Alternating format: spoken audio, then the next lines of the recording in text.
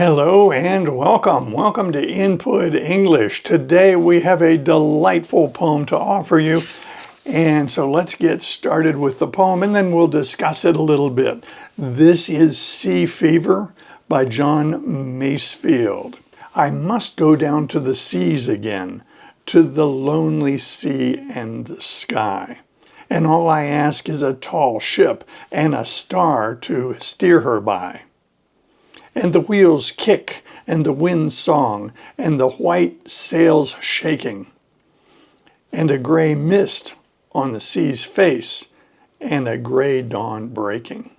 I must go down to the seas again, for the call of the running tide is a wild call and a clear call that may not be denied. And all I ask is a windy day with white clouds flying, and the flung spray, and the blown spume, and the seagulls crying. I must go down to the seas again, to the vagrant gypsy life, to the gull's way, and the whale's way, where the wind's like a whetted knife. And all I ask is a merry yarn from a laughing fellow rover, and a quiet sleep, and a sweet dream when the long trick's over. So that was Sea Fever by John Masefield. That was published in 1902. John Masefield was an Englishman.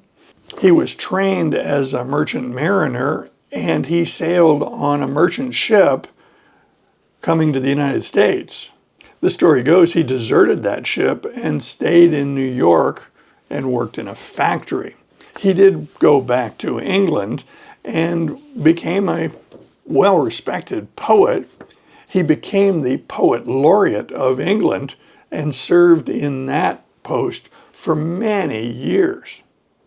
He wrote this poem when he was 24. The poem is written in 3 stanzas, and they're easy to see because each stanza begins with the same statement, I must go down to the seas again.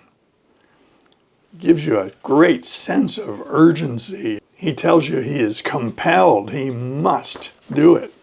He uses the word must. Then he has a lot of descriptive language that is beautiful. There are several reasons I chose this poem. One is I really like it. We were taught this poem in school, in primary school, grade school. And I suspect I was forced to memorize it, and I may have been forced to recite it in front of the class, but I don't recall any of that. I do love this poem. It's very straightforward language, and that's why I feel safe offering it to you. We language learners want to have good contact with the language. We certainly want to have access to good literature, and in this case, good poetry. But I don't want to offer poetry that is difficult to understand and give you a puzzle that wastes a lot of your time. So this poem is ordinary English. It's very straightforward, a lot of descriptive terms, and really you're not going to trip over anything except for maybe 2 words. So let me tease them out for you. One is the term the blown spume. So spume is not a term that comes up in everyday language. What it means is foam, specifically on water. So if you go to the ocean and you see some sea foam created by wave action and organic material, and you wind up with foam on the water, that's spume. And then the only other term is in the last stanza, the very last line, he said, when the long trick's over. He uses a contraction, so it's tricks with an apostrophe S. That isn't a possessive. He's talking about trick is over. He's using a contraction. A trick in nautical terms is a watch, typically 4 hours. Now, when he says tricks over, he said long tricks over.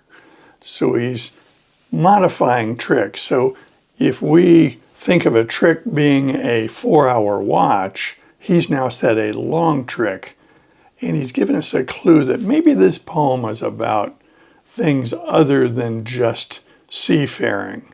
Maybe he's talking about adventure, because a quiet sleep and a sweet dream when the long trick's over. Maybe the long trick is life, and maybe the quiet sleep is death, and maybe the sweet dream is his vision of the hereafter.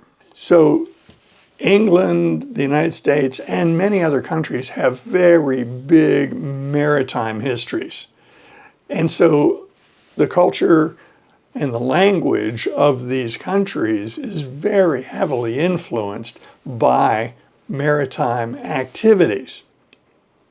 For instance, if someone is new to a job and a coworker helps them learn that job, you could say the coworker who's being helpful is showing them the ropes. It's a metaphor, but it comes from maritime jargon, because showing somebody the ropes was teaching them how to tie knots and handle the lines on a ship. So showing somebody the ropes is a maritime term. Another way to say that would be learning the ropes. The reason I went into this is because we want to learn this language in context, but there's a part of the equation I also need to celebrate, and that is your innate human curiosity. We all have it.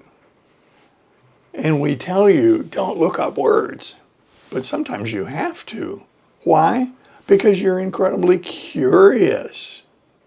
You just have to look it up. And I'm not here to tell you to ignore that wonderful human characteristic called curiosity. Most of the words I have looked up in the past year have been because of curiosity. I wanted to know a little bit more. I wanted to tease it out. So this is not a list of vocabulary, but in this entire poem, everything is ordinary speech except for those two terms. I like to include poetry in our material here, but I don't want to have this a poetry-heavy channel. This is not going to morph into a poetry channel. No, no, no. It's just part of the diversity of the input that you get here. So I invite your comments in the comment section.